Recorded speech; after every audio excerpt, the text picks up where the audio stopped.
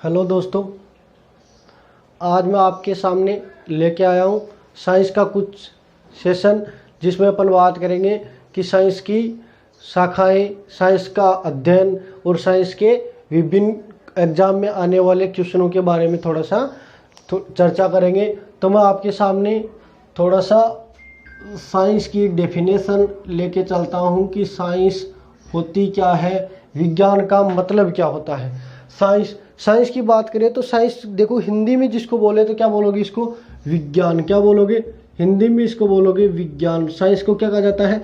विज्ञान कहा जाता है। और साइंस के बारे में अपन बहुत सारी चर्चा करेंगे, यानी टॉप से लेकर के बॉटम तक, और बॉटम से लेकर के टॉप तक चलेंगे। तो विज्ञान की बात करें तो विज्ञान होता क्या है, विज्ञान की डेफिनेशन क्या होती है, और अपन विज्ञान में मतलब 0 से शुरू करेंगे और कहाँ तक लेकर के चलेंगे, 100 तक लेके चलेंगे। तो धीरे धीरे पेशेंस से पढ़ेंगे, ताकि देखो कोचिंग में पढ़ाते हैं ना, तो वहाँ भी यही होता है कि सर हमें तो कुछ भी नहीं आता, मतलब 0 से स्टार्ट करना है ना, 0 से स्टार्ट करना।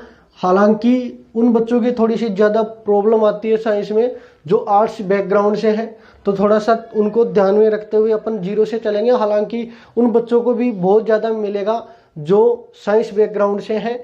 अपन मतलब 100% तक लेकर के चलेंगे, 0 से 100 तक चलेंगे, ठीक है। तो थोड़ी सी मैं बात करूंगा दोस्तों कि साइंस, विज्ञान का अर्थ क्या होता है, मीन्स ऑफ साइंस, विज्ञान का अर्थ क्या होता है। और विज्ञान के अर्थ की या डेफिनेशन की बात करूं तो विज्ञान का अर्थ होता है कि प्रकृति का, परिभाषा की बात करूं, मैं बात करूं किसकी, परिभाषा की, डेफिनेशन की बात करूं तो प्रकृति का सुव्यवस्थित व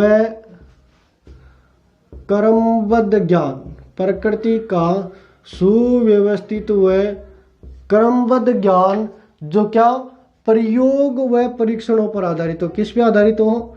प्रयोग व परीक्षणों पर आधारित हो। प्रकृति का सुव्यवस्थित ज्ञान जो प्रयोग व परीक्षणों पर आधारित हो, वो क्या कहलाता है? विज्ञान कहलाता है। क्या कहलाता है?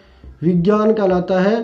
प्रकृति का सुव्यवस्थित व क्रमबद्ध ज्ञान जो प्रयोग व परीक्षणों पर आधारित हो, क्या कहलाता है? विज्ञान कहलाता है। इसके बाद में मैं बात करूं कि विज्ञान यानी साइंस की शाखाएं कितनी होती हैं, ब्रांच कितनी होती हैं। साइंस की शाखाएं यानी ब्रांच कितनी होती हैं। विज्ञान की मेनली कितनी ब्रांच होती हैं? 3 ब्रांच होती हैं। आप सब इन चीज़ों को जानते हो कि विज्ञान की कुल कितनी शाखाएं होती हैं? 3 शाखाएं होती हैं, जिनके बारे में अपन एक एक के बारे में स्टडी करेंगे। तो पहली शाखा की बात करूं दोस्तों, तो पहली शाखा का नाम होता है बायोलॉजी। कौन सी लॉजी? बायोलॉजी। अरे कौन सी लॉजी? बायोलॉजी। दूसरी की बात करें तो दूसरी को बोलते हैं केमिस्ट्री। क्या बोलते हैं? केमिस्ट्री। और तीसरी को बोलते हैं आपके सामने फिजिक्स। क्या बोलते हैं? फिजिक्स। अपन ने बात की कि साइंस की कुल कितनी शाखाएं होती हैं? 3 शाखाएं होती हैं, बायोलॉजी, केमिस्ट्री और फिजिक्स। बायोलॉजी को बोलेंगे दोस्तों जीव विज्ञान। क्या बोलेंगे? जीव विज्ञान। क्या बोलेंगे? जीव विज्ञान। और केमिस्ट्री को बोलेंगे रसायन विज्ञान। क्या बोलेंगे? रसायन विज्ञान। इसको बोलेंगे रसायन विज्ञान। और इसको बोलेंगे फिजिक्स को भौतिक विज्ञान। क्या बोलेंगे? भौतिक विज्ञान। अपन ने बात की दोस्तों अब तक कि साइंस होती क्या है, साइंस का मीन्स क्या होता है, साइंस का अर्थ क्या होता है। तो मैंने पहली बात बताई आपको कि प्रकृति का सुव्यवस्थित व क्रमबद्ध ज्ञान जो प्रयोग व परीक्षणों पर आधारित हो, क्या कहलाता है? साइंस कहलाता है। दूसरी बात की कि साइंस यानी विज्ञान की शाखाएं, ब्रांच कितनी होती हैं, विज्ञान की शाखाएं कितनी होती हैं। तो विज्ञान की कुल कितनी शाखाएं होती हैं? 3 शाखाएं होती हैं, जिनमें बायोलॉजी, केमिस्ट्री और फिजिक्स की बात अपन ने की। इसके बाद में अपन बात करेंगे कि यहाँ से क्वेश्चन कैसे कैसे आते हैं।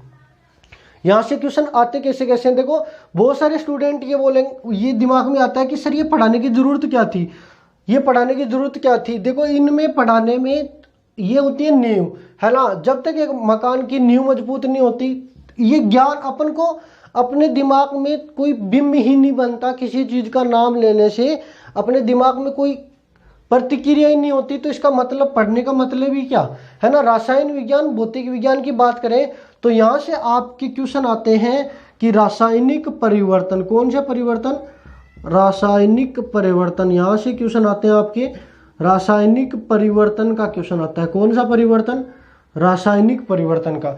और रासायनिक परिवर्तन की बात करूं तो यहां से रट्टे रटाए उदाहरण बताते हैं, है ना, और आप भी लिखते जाते हो। तो रासायनिक परिवर्तन की बात करूं तो अपन को रटना है नहीं। पहली बात कि साइंस ऐसा सब्जेक्ट नहीं है जिसको रटा जाए, है ना। तो समझना है, अपने दिमाग में थोड़ा सा धारणाएं बनानी है कि साइंस हकीकत में है क्या। मैंने बोला कि रासायनिक परिवर्तन कौन से होते हैं, तो रासायनिक परिवर्तन यानी केमिकल चेंज है, वो रासायनिक परिवर्तन वे परिवर्तन होते हैं जिसमें वस्तु का रूप, क्या, वस्तु का रूप अर्थात क्या होता है, गुणधर्म सब कुछ बदल जाते हैं और उन बदले हुए गुणधर्मों को वापस उसी अवस्था में नहीं लाया जा सकता।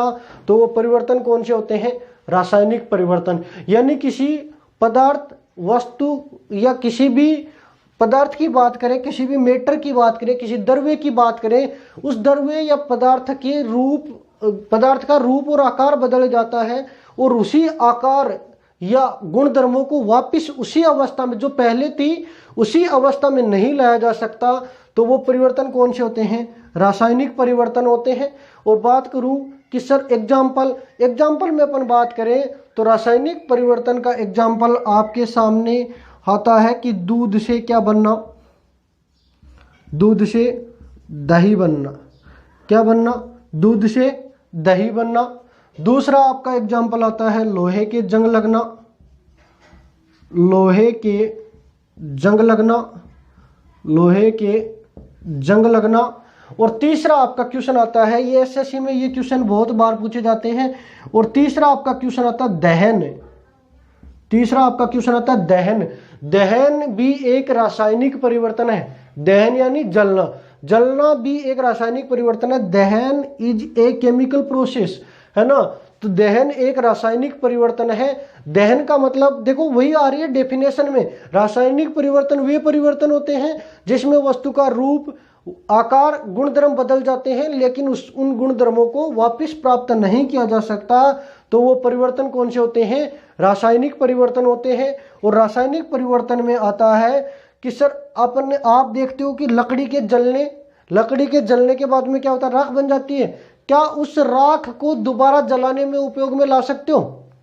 अरे क्या उस राख को जलाने में, उस राख जली हुई जो राख है उसको दोबारा आप जलाने में उपयोग में ला सकते हो? क्या नहीं ला सकते। इसका मतलब एक बार जो चेंज हो गया उसको दोबारा चेंज नहीं किया जा सकता, उसी अवस्था में नहीं लाया जा सकता। तो परिवर्तन कौन से होते हैं, रासायनिक परिवर्तन होते हैं। और दूसरी मैं बात करूंगा भौतिक परिवर्तन की। भौतिक परिवर्तन की मैं बात करूं तो ऐसे परिवर्तन जिसमें वस्तु का रूप या गुणधर्म बदल तो जाते हैं लेकिन वापिस उसी अवस्था में लाया जा सकता है। मान लो बहुत सारे, देखो इनके उदाहरणों की बात करूं तो बहुत सारे हैं। शीशे का टूटना है ना, शीशे का टूटना है, लकड़ी का टूटना है, बहुत सारे उदाहरण हैं भौतिक परिवर्तन के। तो भौतिक परिवर्तन कौन से परिवर्तन होते हैं? भौतिक परिवर्तन की मैं बात करूं तो भौतिक परिवर्तन वे परिवर्तन होते हैं जिसमें वस्तु का रूप, आकार या गुणधर्म बदल जाते हैं लेकिन उसी अवस्था में वापस लाया जा सकता है। तो उनको क्या कहते हैं, भौतिक परिवर्तन कहते हैं।